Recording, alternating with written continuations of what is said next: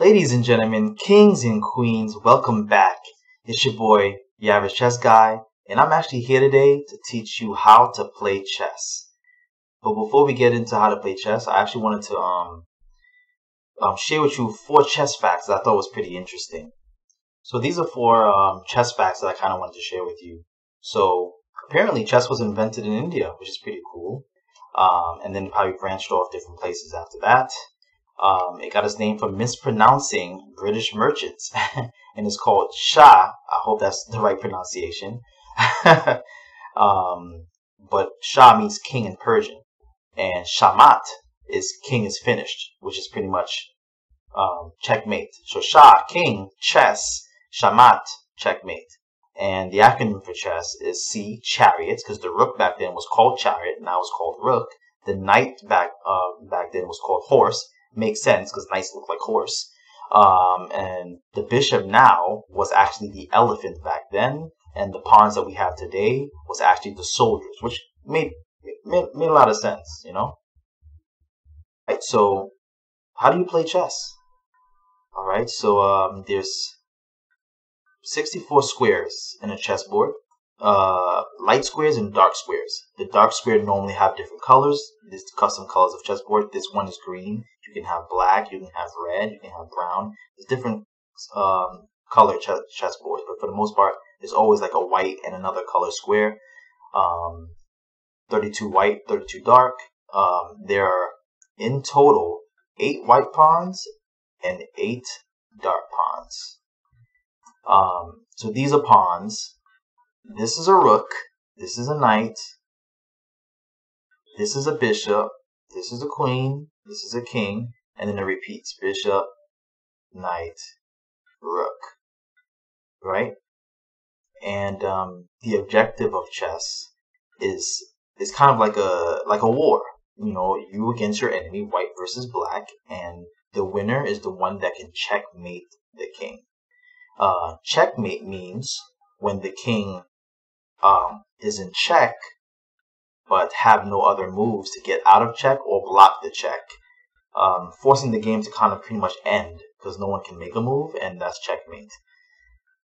And I'll show you a checkmate, for example, and this is the fastest checkmate in the game. So, alright, so F3, E5, G4, Queen to H4, checkmate. Why is it checkmate? Because the king is trapped and the queen is seeing the king. The queen is attacking the king, and the king needs to get out of attack but can't, so the game is over and it's checkmate. But Osi, how does the king move? The king himself moves 1 square at a time anywhere he wants, up, down, or diagonal in any direction that he wants. So he can move here, here, here, here, here. So in this case, you can't move into the spot of your piece.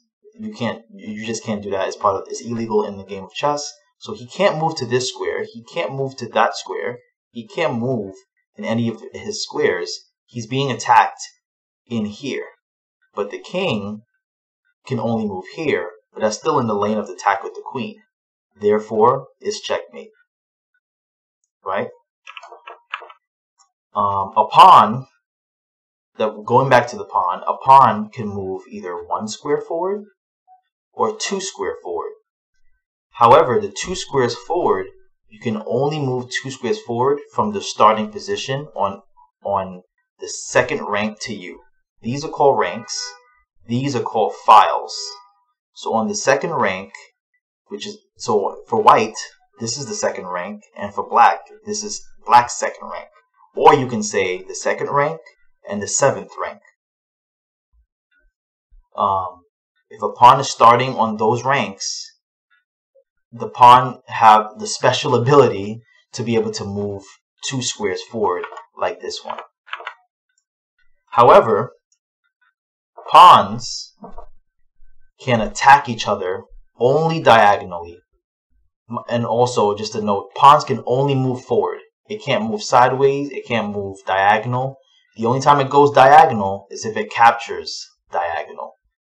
So in this case, I can take this piece. Again, that's the only time they can capture. Other than that, they can't move backwards. They can only move forward. All right. And this is a rook. The rook can move horizontal and vertical, up, down, left, and right. Where it is right now, it can't move because it's trapped in there, and you can't move over your pieces. You can't jump over your pieces. So in this case, if I go here and I go here, the rook can now move here. It can move up here. It can move here. It can move pretty much any of those places. You know, so that's pretty much the gist of it with the rook. Up, down, left, right, as long as it can legally go to a square. The knight, on the other hand, is the only piece that can jump over pieces in an L shape. So, for example, I can move over here. I can move over here. In this position, the L shape can go here, here, here, here. And you see the L? The L can be in any different positions. Like in this case, to go over here, it's 1, 2 to the left, right? 1, 2 to the right. This L shape, if you can see it right here, this L shape right here, it ends over here. So it's like 1, 1, 2. If you can just visualize the L, you can see where the knight goes. The knight could go here, but can't because a pawn is there. So it can technically still go all here, but the pawn is not there. Now, rule of thumb, there's a saying for the knights where the knight on the rim is dim. So if you have a knight on the rim, which is like this, the edge of the board, it's bad because less mobility for the knight. When it comes to chess, if a piece is more towards the center of the board, they have more advantages, more ability, more mobility, and more options to move. Hence the reason why in chess it's very important to take control of the center of the board. So in this case, the knight can only go here or here in this position. But if it's towards the center, it can go here, here, here, here. And technically it can still go these places, but there's pieces there, so he technically can't go here. But look how many available squares the knight can go now, right? Now the bishops, there's 2 bishops, there's 2 knights and 2 rooks, by the way. And the bishop, there's a dark squared bishop and there's a light squared bishop. Each bishop moves diagonally and only on the color that they're in. So let's say I move this here. This dark square bishop can move anywhere he or she wants to any square here. I can move here, I can move here, here, here. Anywhere I want in this diagonal, I can move. The bishop is like a long range piece. And here's a white square on the dark side. It can go anywhere it wants on this white square. If you want to go here, so if I say I go here, if you want to go here, and then like go here, you can do those moves. All right, and the queen is very special. It's the best piece in the game. It's your most important piece, but at the same time, it's the most vulnerable piece. You don't want your queen out too early in the game because other weaker pieces can still attack it, and because it's your best piece and you don't want it to be captured, because in most cases when you lose the queen, you pretty much lose the game because you lose a big advantage of like your heavy hitter. Like the queen is like the LeBron of chess, or the Michael Jordan of basketball, whatever you prefer. So the queen moves like a bishop and a rook. What I mean by that is a queen can move up, can move side, so up, down, left, right, and it could also move diagonal, on its color. So if you move to the white, if you want to move diagonally on the white, you have to move to the white. You would have to move to the white and then go diagonally, right? So that's pretty much how the queen moves. Okay, so you learned about how all the pieces move. So Osi, how do you that's my name, by the way. Chess guy, how do you know how to play the game? How do I get started? Okay, so there's something called the golden rules in chess, right? So the golden rules of chess, and I'm going to play this for white, and I'll just make anything up for black. So the golden rules is to push a pawn, whichever one, this one, the E pawn, or the D pawn. As you notice, the board has numbers and letters. That's the coordinates to tell. So in this case, this is a D4 pawn, D4. So it's a D4 pawn. So you push a pawn because we learned that the center of the board is the most important part of the board to get an advantage and more mobility. That means more possibilities, more advantage to win the game, And when the pawn goes in the center, it literally takes the center of the board and attacks these two squares in your opponent's territory. Pretty much. The territory kind of starts here. So this is your territory, and this is your opponent's territory. And these two squares are in your opponent's territory, attacking those squares, taking control of those squares. Squares in the game is more advanced, more advanced. You get more into that as you get more into the game. So I'm just going to do this. So this is the golden moves. You want two pawns in the center to take literally the center of the board, and at the same time attack and control squares in your opponent's territory. Then, after you have control of the center of the board with your pawns, time to develop your pieces. These are your pieces here, and if you don't want to if you want to do better in chess, you have to develop your pieces, because the way how I see it, this right here is like your castle. You're inside, and there's a war going on, and all your soldiers are still inside. How are you going to win a war when there's no soldiers on the battlefield? So you need to bring out your soldiers, otherwise you will lose the game. So after your opponent makes a move, just make a regular move. You develop a knight. Knights are great in the beginning of chess games because it jumps over pieces. So the mobility of jumping over pieces, given that it's so crowded and clustered with so many pieces starting off in the beginning of the game, makes it easier for it to move around. The bishops, however, is better in the middle game and the end game, where the middle game is where you start capturing pieces and there's less pieces on the board, and then the end game is when there's no more soldiers, there's barely any soldiers left, but a few pieces or pawns and a king essentially. So I play there, they play here, play here, and notice I'm playing the knights towards the center of the board. As long as the knights are in here, you're good to go. They play here, then you bring out the bishop towards the center of the board, the same square, towards the center of the board. They do something, and then you bring the other bishop. See this nice little formation? And then after you get all your bishops and rooks out, then you can push a queen out of the way to d2, and then after that you can castle. So castling is a special trick in chess where you can protect your king. It's like a hidden room where they can kind of like protect the king when the war's going on, so the king can be safe, right? So to castle, you can only castle if your king had not moved in the game, and if the rook that you want to castle with have not moved in the game.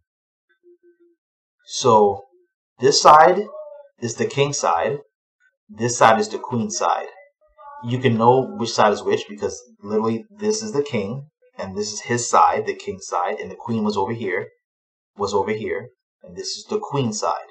So there's a queen side castle and a king side castle. In order to castle, you need to hop 2 squares. If you want a real board, you would have to hop 2 squares, and then the rook comes over. And on the computer online, it's going to be easier. You just got to go 2 squares, and it just kind of does it. So that's how you castle on the king side. But in the real life, you have to go 1, 2, and then bring the rook over to the F. That's how you castle on the king side.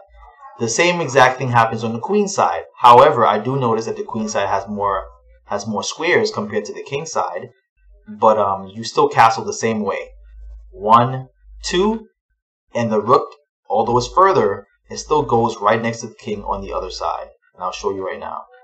See, that's how it works.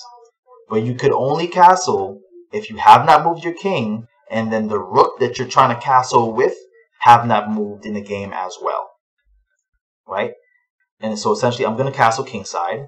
And then when you castle, the rooks are strongest when they're connected because they help protect each other. And it's pretty much a pretty good thing for them. So this is pretty much the golden rules of chess. You want to have your bishops out towards the center, your rooks out, your knights out towards the center. You want your queen out of the way, where your rooks can connect to each other and protect each other. And you want to castle your king in a nice hidden room where he can be safe while the war is going on, essentially. And then from here, you just have to play chess. And your objective would just be to try to find ways to checkmate your king where he cannot move, you know. But now you're probably saying, how in the world do I checkmate? Like, how do I checkmate? So I'll show you. All right. So here's some common checkmates that I can show you to kind of give you an idea of how you can checkmate the king. Let's say you get to an end game. As you can see, there's really no pieces. Probably should be a king in here. Still a king in there. Just a sec. Right. Just move this. Still a king in there. And let's start off with 2 rooks. Oops, sorry. 2 rooks. Alright, cool. So the objective of checkmating a king with 2 rooks is that you want the king to get to the corner of the board and stop his mobility from moving, and because that would end the game. That's checkmate. So how you do it is you have to use the rooks in something called a ladder mate to help push the king backwards until he can't move any longer and checkmate the king. For example, let's say it's black to move. He can't move this way because this is blocked off. Right? This is blocked off. So he's trying to stay to the center of the board as possible, so he moves over here. Your job now, because this is blocked off, move the rook up the file to then block off the other rank that the king is on. So you move like this. So now he's attacked here and he's blocked off here. So essentially the king can't move to any of these squares and currently can't be in this lane because he's being attacked by this and this. So he has to move out the way. And then essentially you do the exact same thing on the other side, moving the rook here, which then blocking off the king. And then he can't go in here because the rook is patrolling that spot. So then he has to come back. Now, be careful because situations like this happen where the rooks only attack up, down, left, or right. So diagonally, the king is actually in position to attack the rook. So instead of moving this rook to attack the king to block him off, it's not going to work this time because you're going to get captured. So that's not good. No, that's not good. So we never back. So what you need to do in this situation, going back, you have to protect this rook. So you have to bring the rook out of the way to then protect the king. And then the king is going to chase you to try to get that same idea to try to take you again. and it's too late because the king is too slow. You know, he had too much food. You know, he's royalty, sitting down in a chair all the time, spoiled. He had too much food. He can't make it. The rook is too strong. So when he tried to move over, you hit him here, blocking him off here and here, stopping his mobility to all of these squares. So he only has these available squares. He moves closer, and this right here, my friends, is checkmate. The king's in the corner of the board.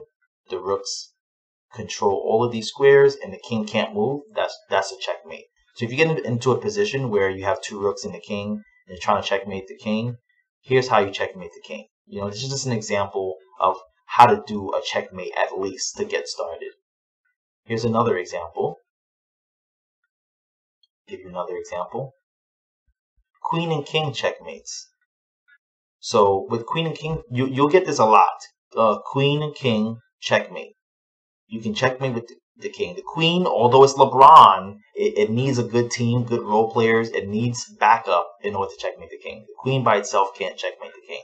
So we need backup, and the king is a great backup. So how do we checkmate with the king and queen? We need to, again, push the rook to the edge of the board. The king to the edge of the board. So in this case, the king moves, and rule of thumb with checkmating with the queen, however the king move, you follow. So in this case, the king moved here, so you move that same diagonal, monkey see, monkey do. If he moves, well, he can't move forward here, but if he moves here, in this direction, you go that same direction. Boom. If he moves sideways, you move sideways. If he moves diagonal again, you move diagonal. If he moves here, here. Well, he has no choice but to just go in these squares, and because the queen is protecting all these squares. So he has no choice but to just get stuck in a corner and go here. So he goes here, you go here. Now, here's where it's different. If he goes here, you don't go here. Why? It's because here, the queen controls these squares. And then what ends up happening is the king is stuck and he cannot move because you're blocking him in. However, although he can't move and he's blocked in, he himself is not in check. And in this situation, this isn't checkmate. This is actually a stalemate. It went bad. It's like food that went bad. It's a stalemate. You didn't accomplish a real checkmate, and because of that, you get punished. And the punishment is no one wins. It's a draw, and you just did not win the game. So you want to avoid stalemates, or if you're losing, try to get a stalemate so you can get a draw versus a loss. You know. So rule of thumb with the queen. When you have the king cut off here, never go to the third square. Always stay at the fourth square. So you see these 1, 2. So you have 1, 2, 3, 4. The fourth square right here. Stay right here and don't move. This way you leave space for the king to move, and then he's stuck, forced to just move back and forth between these two squares like this. And while he's doing this, for example, you'll be slowly bringing your king closer to him. And when you get closer, like around here, for example, and he moves over here, you can then checkmate the king here. With the protection of the king can't eat the queen because the queen has backup. Like I said before, the queen always needs backup. And in this position, there's no squares that he can go to get out of check. So that's checkmate. You know, you had another checkmate here where instead of here, you could go here. That's also a checkmate, where the king is barricaded by the other king, because a rule in chess is 2 kings can't be together. If you see a king like this, or like this, or like this, or like this, it's a no-no. It's illegal, and you can't do that. So the king has to keep its distance as part of the rules, and because of it, it barricades the kings. And then because these kings are barricaded, because the king can't move to these squares because of the rule, this queen is free to just checkmate the king, attacking the rest of the squares, and he's in danger. Another way you can checkmate, for example, is with the bishop. Now, with the bishop, pretty much the same rules apply. What you need to do is, for example, cut off the king first. So he can't go here or here. He's getting cut off. So, and then after you cut off the king, wherever he goes, you go. He goes here, you go here. He goes here, you go there. He moves over here, you go there. And then he's cut off here, so he can't go to any of these squares. So now he's forced to go here, here. And if you want to, you can cut him off to be faster. You can cut him off from this side to go whatever side you want. So he's just gonna go here. Let's just go to the corner we was working with. Boom. This is the square. So you're 4 squares away. Don't go to third. Oops, sorry. Don't go to third. Like when he goes over here, don't go here because you know that's stalemate, and you lose and you draw the game and you're winning. You don't want to draw.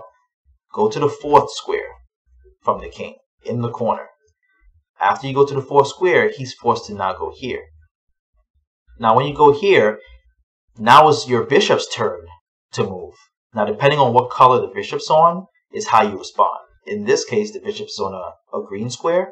So you don't want to go on a green square yet, because that would stalemate the king, because he can't move if you go here and he's not in check.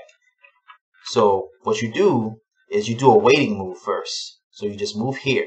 Then he goes back in the corner, and then you can check him. You can check him. You can check him. And when you check him, he has no choice but to move here. And because now you help the queen with this square, the queen can now come in here and checkmate the king with the help of the bishop, instead of the last time we did with the king. So that's essentially how you checkmate with the queen and the bishop. Now you could also checkmate with the queen and the rook, but it's going to be the same concept, just like how you do with the rook and rook. You can do ladder mates where the king is here. You can just do this, and the difference is the queen is protected. So now you don't need to worry about moving the rook, because the queen protects the rook. So the king has no choice but to just get mated, and it's checkmate. That's the only difference here. You can do it just like how the bishop helped you from long range. The rook could also help you from long range. So let's say the rook was here. You do the same thing when you can cut the king off, and as you follow, and you get to the 4th square, and he goes over there, all you have to do now is check, moves out the way. You can check again if you want to, because if you sorry about that. Check again. He moves over here, and then use the square to then checkmate the king in the corner. He's attacked in every angle. He can't take back because the rook is attacking him, and it's over. Pretty much. And that's pretty much how you checkmate. Just some ideas. As you keep playing the game, you get more used to it. You're gonna find more ways to checkmate the king when other pieces are involved to help. You can do that, but for the most part, this is like basic checkmate that you need to learn in the game. There's another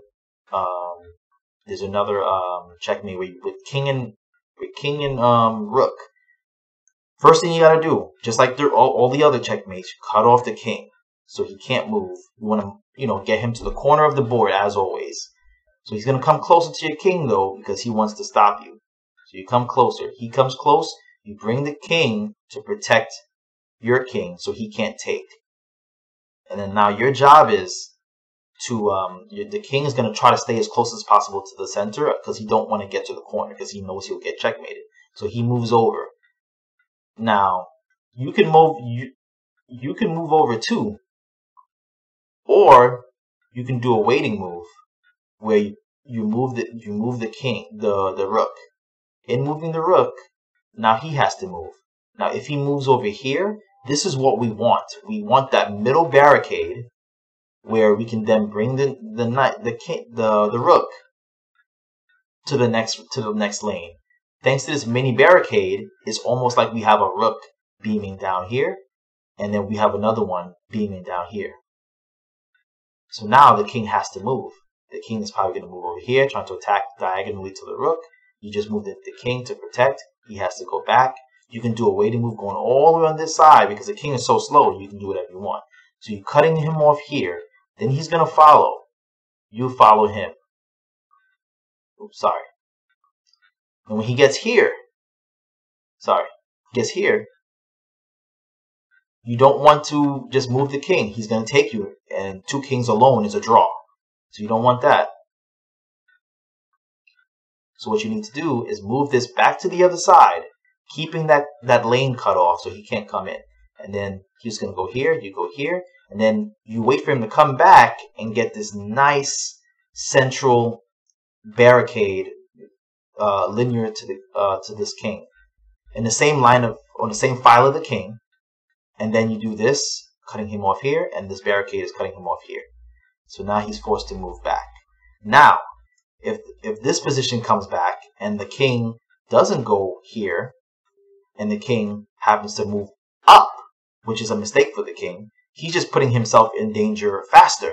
So don't just do the same routine, just cut him off. Every time he moves away, just cut him off. If he does it again, cut him off. And then now he's stuck where he can't move anywhere, and he can only move on this rank. And then when he's here, he's going to move. You just come closer. You just come closer. And then you stay, right outside of the rook, just like this. And then when he comes close, remember the rule, bring it all the way on the other side. And then he's going to go here. You go here. He goes here.